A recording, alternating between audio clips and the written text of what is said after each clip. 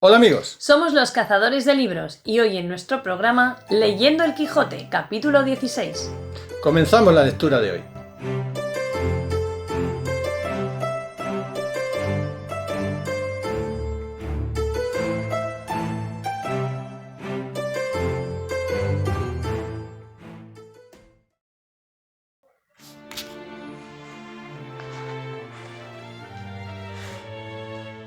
Capítulo 16. De lo que le sucedió al ingenioso hidalgo en la venta que él imaginaba ser castillo.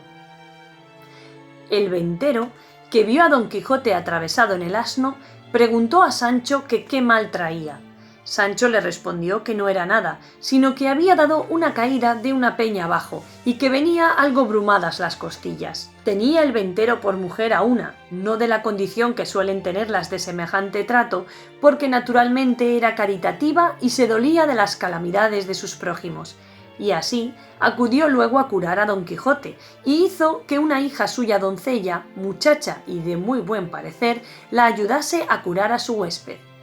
Servía en la venta asimesmo una moza asturiana, ancha de cara, llana de cogote, de nariz roma, del un ojo tuerta y del otro no muy sana.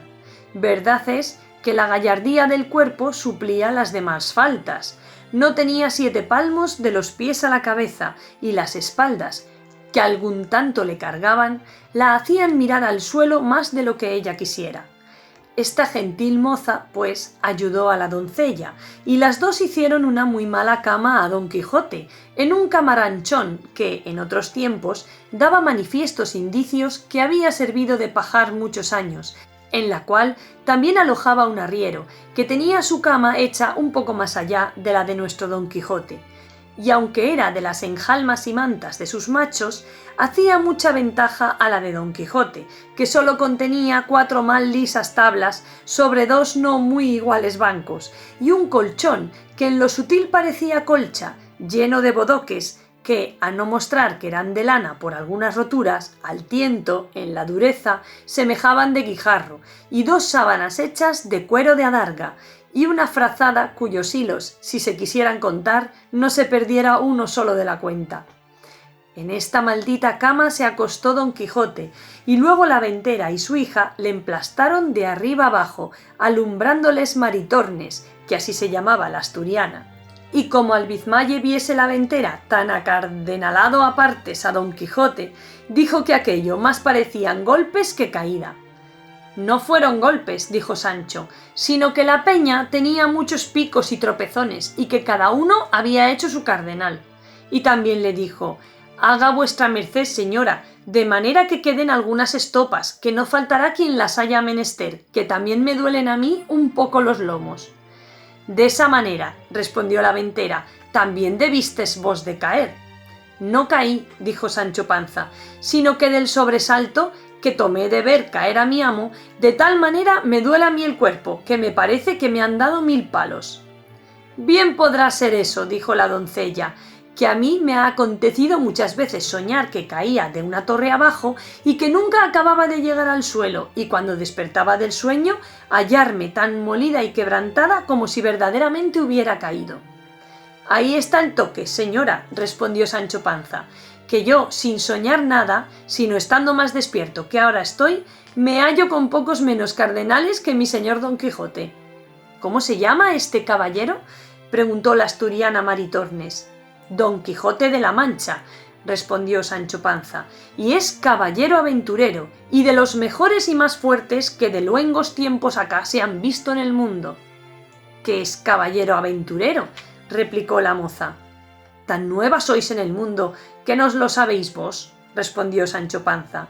Pues sabed, hermana mía, que caballero aventurero es una cosa que en 2 palabras se ve apaleado y emperador. Hoy está la más desdichada criatura del mundo y la más menesterosa, y mañana tendrá 2 o 3 coronas de reinos que dará su escudero. Pues,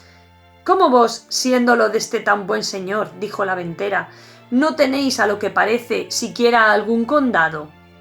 Aún es temprano, respondió Sancho, porque no ha sino un mes que andamos buscando las aventuras, y hasta ahora no hemos topado con ninguna que lo sea, y tal vez hay que se busca una cosa y se halla otra. Verdad es que si mi señor Don Quijote sana de esta herida o caída, y yo no quedo con trecho de ella, no trocaría mis esperanzas con el mejor título de España. Todas estas pláticas estaba escuchando muy atento Don Quijote, y sentándose en el lecho como pudo, tomando de la mano a la ventera, le dijo: «Creedme, fermosa señora, que os podéis llamar venturosa por haber alojado en este vuestro castillo a mi persona, que es tal que si yo no la alabo es por lo que suele decirse que la alabanza propia envilece. Pero mi escudero os dirá quién soy. Solo os digo que tendré eternamente escrito en mi memoria el servicio que me habedes fecho, para agradecéroslo mientras la vida me durare. Y pluguiera a los altos cielos que el amor no me tuviera tan rendido y tan sujeto a sus leyes, y los ojos de aquella fermosa ingrata que digo entre mis dientes, que los desta fermosa doncella fueran señores de mi libertad». Confusas estaban la ventera y su hija, y la buena de Maritornes, oyendo las razones del andante caballero, que así las entendían como si hablara en griego, aunque bien alcanzaron que todas se encaminaban a ofrecimiento y requiebros. Y, como no usadas a semejante lenguaje, mirábanle y admirábanse, y parecíales otro hombre de los que se usaban. Y agradeciéndole con venteriles razones sus ofrecimientos, le dejaron, y la asturiana Maritornes curó a Sancho, que no menos lo había menester que su amo. Había el arriero concertado con ella que aquella noche se refocilarían juntos, y ella le había dado su palabra de que, en estando sosegados los huéspedes y durmiendo sus amos, le iría a buscar y satisfacerle el gusto en cuanto le mandase. Y cuéntase de esta buena moza que jamás dio semejantes palabras que no las cumpliese, aunque las diese en un monte y sin testigo alguno, porque presumía muy de hidalga y no tenía por afrenta estar en aquel ejercicio de servir en la venta, porque decía ella que desgracias y malos sucesos la habían traído a aquel estado.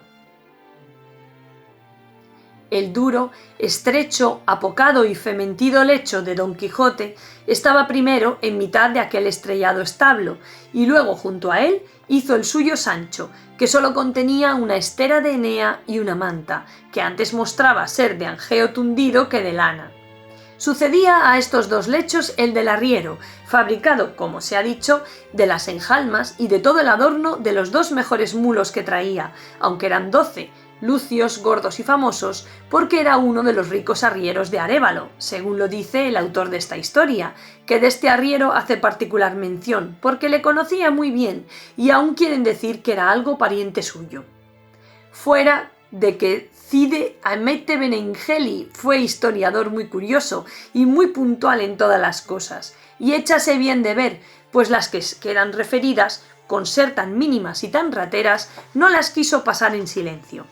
¿De dónde podrán tomar ejemplo los historiadores graves, que nos cuentan las acciones tan corta y sucintamente que apenas nos llegan a los labios, dejándose en el tintero, ya por descuido, por malicia o ignorancia, lo más sustancial de la obra? Bien haya 1000 veces el autor de Tablante de Ricamonte y aquel del otro libro donde se cuentan los hechos del conde de Tomillas, y con qué puntualidad lo describen todo. Digo, pues, que después de haber visitado el arriero a su recua y dádole el segundo pienso, se tendió en sus enjalmas y se dio a esperar a su puntualísima Maritornes. Ya estaba Sancho bizmado y acostado, y aunque procuraba dormir, no lo consentía el dolor de sus costillas, y Don Quijote, con el dolor de las suyas, tenía los ojos abiertos como liebre. Toda la venta estaba en silencio, y en toda ella no había otra luz que la que daba una lámpara que colgaba en medio del portal ardía. Esta maravillosa quietud y los pensamientos que siempre nuestro caballero traía de los sucesos que a cada paso se cuentan en los libros autores de su desgracia, le trujo a la imaginación una de las extrañas locuras que buenamente imaginarse pueden, y fue que él se imaginó haber llegado a un famoso castillo, que, como se ha dicho, castillos eran a su parecer todas las ventas donde alojaba, y que la hija del ventero lo era del señor del castillo, la cual, vencida de su gentileza, se había enamorado de él y prometido que aquella noche, a furto de sus padres, vendría a yacer con él una buena pieza. Y teniendo toda esta quimera que él se había fabricado, por firme y valedera, se comenzó a acuitar y a pensar en el peligroso trance en que su honestidad se había de ver, y propuso en su corazón de no cometer alevosía a su señora Dulcinea del Toboso, aunque la mesma reina Ginebra con su dama quintañona se le pusiesen delante. Pensando, pues, en estos disparates, se llegó el tiempo y la hora, que para él fue menguada, de la venida de la asturiana, la cual, en camisa y descalza, cogidos los cabellos en una albanega de fustán, con tácitos y atentados pasos, entró en el aposento donde los tres alojaban, en busca del arriero. Pero apenas llegó a la puerta, cuando Don Quijote la sintió, y sentándose en la cama, a pesar de sus bizmas y con dolor de sus costillas, tendió los brazos para recibir a su fermosa doncella. La asturiana, que toda recogida y callando iba con las manos delante buscando a su querido, topó con los brazos de Don Quijote, el cual la asió fuertemente de una muñeca y tirándola hacia sí, sin que ella osase hablar palabra, la hizo sentar sobre la cama. Tentóle luego la camisa y, aunque ella era de arpillera, a él le pareció ser de finísimo y delgado cendal. Traía en las muñecas unas cuentas de vidrio, pero a él le dieron vislumbres de preciosas perlas orientales. Los cabellos, que en alguna manera tiraban a crines, él los marcó por hebras de lucidísimo oro de Arabia, cuyo resplandor al del mesmo sol escurecía, y el aliento, que sin duda alguna olía a ensalada fiambre y trasnochada, a él le pareció que arrojaba de su boca un olor suave y aromático. Y finalmente, él la pintó en su imaginación de la misma traza y modo que lo había leído en sus libros de la otra princesa que vino a ver el mal ferido caballero, vencida de sus amores con todos los adornos que aquí van puestos. Y era tanta la ceguedad del pobre hidalgo que el tacto, ni el aliento, ni otras cosas que traía en sí la buena doncella no le desengañaban, las cuales pudieran hacer vomitar a otro que no fuera arriero. Antes le parecía que tenía entre sus brazos a la diosa de la hermosura, y teniéndola bien asida, con voz amorosa y baja le comenzó a decir: «Quisiera hallarme en términos, fermosa y alta señora, de poder pagar tamaña merced como la que con la visita de vuestra gran fermosura me habedes fecho, pero ha querido la fortuna, que no se cansa de perseguir a los buenos, ponerme en este lecho, donde yago tan molido y quebrantado, que, aunque mi voluntad quisiera satisfacer a la vuestra, fuera imposible.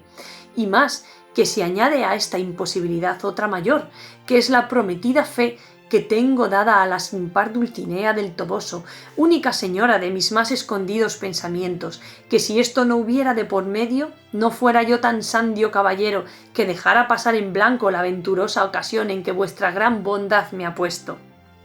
Maritornes estaba congojadísima y trasudando de verse tan asida de Don Quijote, y sin entender ni estar atenta a las razones que le decía, procuraba, sin hablar palabra, desasirse. El bueno del arriero, a quien tenían despiertos sus malos deseos, desde el punto que entró su coima por la puerta, la sintió, estuvo atentamente escuchando todo lo que Don Quijote decía, y celoso de que la asturiana le hubiese faltado a la palabra por otro, se fue llegando más al lecho de Don Quijote, y estúvese quedo hasta ver en qué paraban aquellas razones que él no podía entender. Pero como vio que la moza forcejaba por desasirse y Don Quijote trabajaba por tenella, pareciéndole mal la burla, enarboló el brazo en alto y descargó tan terrible puñada sobre las estrechas quijadas del enamorado caballero que le bañó toda la boca en sangre, y no contento con esto, se le subió encima de las costillas y con los pies más que de trote se las paseó todas de cabo a rabo. El lecho, que era un poco endeble y de no firmes fundamentos, no pudiendo sufrir la añadidura del arriero, dio consigo en el suelo, a cuyo gran ruido despertó el ventero, y luego imaginó que debían de ser pendencias de Maritornes, porque habiéndola llamado a voces no respondía. Con esta sospecha se levantó y encendiendo un candil se fue hacia donde había sentido la pelaza. La moza, viendo que su amo venía y que era de condición terrible, toda medrosica y alborotada, se acogió a la cama de Sancho Panza, que aún dormía, y allí se acurrucó y se hizo un ovillo. El ventero entró diciendo: «¿A dónde estás, puta? A buen seguro que son tus cosas estas». En esto despertó Sancho, y sintiendo aquel bulto casi encima de sí, pensó que tenía la pesadilla, y comenzó a dar puñadas a una y otra parte, y entre otras alcanzó con no sé cuántas a Maritornes, la cual, sentida del dolor, echando a rodar la honestidad, dio el retorno a Sancho con tantas que a su despecho le quitó el sueño, el cual, viéndose tratar de aquella manera y sin saber de quién, alzándose como pudo, se abrazó con Maritornes, y comenzaron entre los dos la más reñida y graciosa escaramuza del mundo. Viendo pues el arriero a la lumbre del candil del ventero, cuál andaba su dama dejando a Don Quijote, acudió a dalle el socorro necesario. Lo mismo hizo el ventero, pero con intención diferente, porque fue castigar a la moza, creyendo sin duda que ella sola era la ocasión de toda aquella armonía. Y así como suele decirse, el gato al rato, el rato a la cuerda al palo, daba el arriero a Sancho, Sancho a la moza a él, el ventero a la moza, y todos menudeaban con tanta priesa que no se daban punto de reposo. Y fue lo bueno que al ventero se le apagó el candil, y como quedaron a escuras, dábanse tan sin compasión, todos a bulto, que a doquiera que ponían la mano no dejaban cosa sana. ¿Alojaba acaso aquella noche en la venta un cuadrillero de los que llaman de la Santa Hermandad Vieja de Toledo, el cual, oyendo ansimesmo el extraño estruendo de la pelea, asió de su media vara y de la caja de lata de sus títulos y entró a escuras en el aposento diciendo: «Téngase a la justicia, téngase a la Santa Hermandad». Y el primero con quien topó fue con el apuñado de Don Quijote, que estaba en su derribado lecho, tendido boca arriba sin sentido alguno, y echándole a tiento mano a las barbas, no cesaba de decir: «¡Favor a la justicia!». Pero viendo que el que tenía asido no se bullía ni meneaba, se dio a entender que estaba muerto, y que los que allí dentro estaban eran sus matadores, y con esta sospecha reforzó la voz diciendo: «Ciérrese la puerta de la venta, miren no se vaya nadie, que han muerto aquí a un hombre». Esta voz sobresaltó a todos, y cada cual dejó la pendencia en el grado que le tomó la voz.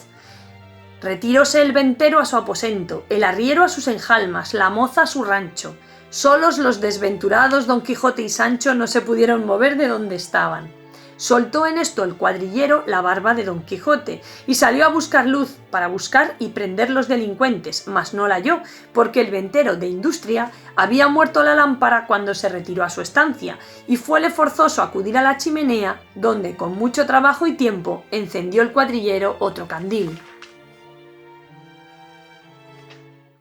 Y terminamos aquí el capítulo 16, que como veis sigue con este tono cómico, descarnado, con este que parece el teatro del esperpento, con este camarote de los hermanos Marx, donde todo eran tortas, sin ton ni son, ¿verdad? Y ya os emplazamos a ver cómo sigue el tema, que me imagino que seguirá parecido, en el próximo capítulo 17. Hasta la siguiente semana, amigos. Adiós. Adiós.